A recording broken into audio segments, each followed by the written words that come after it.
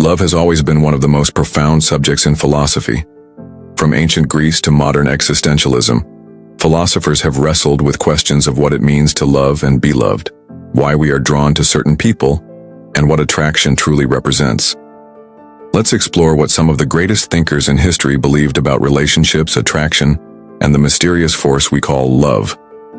Plato, in his Symposium, described love as a ladder, a journey that starts from physical attraction and climbs higher toward the appreciation of pure beauty and truth. He believed that love wasn't just about desire, it was about transcending the physical to reach something eternal. For Plato, the highest form of love was not romantic, but a deep intellectual and spiritual connection, where souls recognize in each other the same longing for wisdom. Aristotle, however, brought a more grounded view. He believed friendship was the foundation of a strong romantic relationship. He spoke of three types of friendships: those based on utility, those based on pleasure, and those based on virtue. Only the third, based on mutual respect and shared values, could stand the test of time.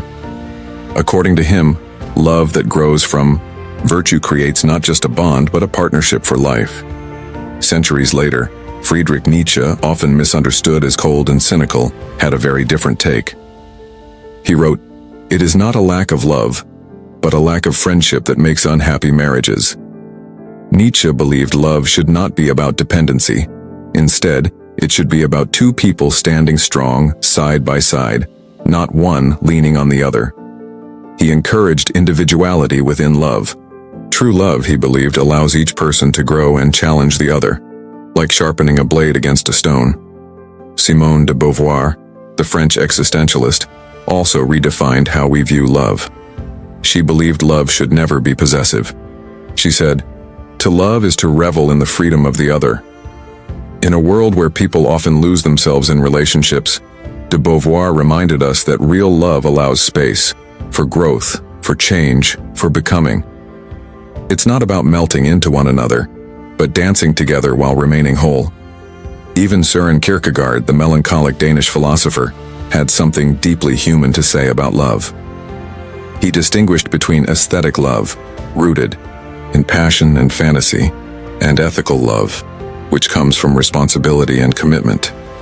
He believed attraction can be instant, but real love is always a choice, one you make every day, especially when it gets hard. In more recent times, Erich Fromm's The Art of Loving stood out. He believed love isn't just something you fall into, it's something you practice. According to Fromm, love is the active concern for the life and growth of that which we love.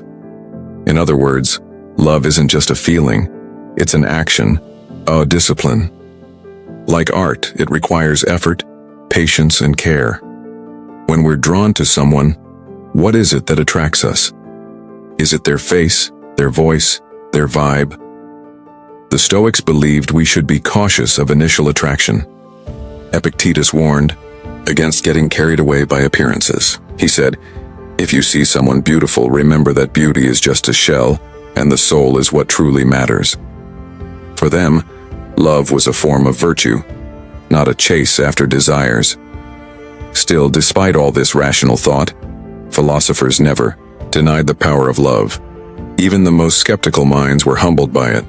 Blaise Pascal once wrote, "The heart has its reasons, which reason knows nothing of." Sometimes love defies logic, and that's what makes it so human. We are drawn to people not because they fit into checkboxes, but because something deep in us recognizes something deep in them. So, what can we take from all this? That love is more than attraction. That relationships are not about possession, but presence.